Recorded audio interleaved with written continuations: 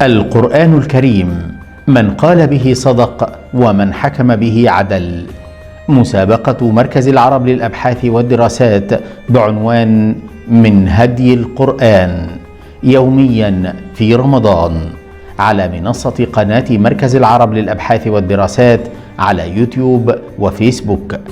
من هدي القرآن برعاية مؤسسة رسالة السلام العالمية بالتعاون والمشاركة مع مركز العرب للأبحاث والدراسات 2030. من هدي القرآن.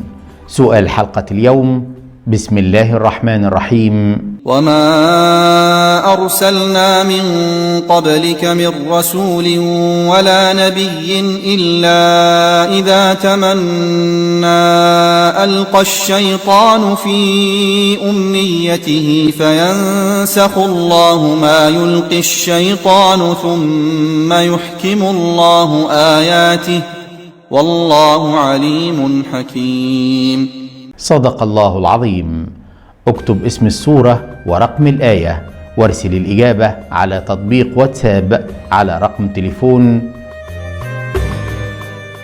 من هدي القرآن برعاية مؤسسة رسالة السلام العالمية بالتعاون والمشاركة مع مركز العرب 2030 للأبحاث والدراسات.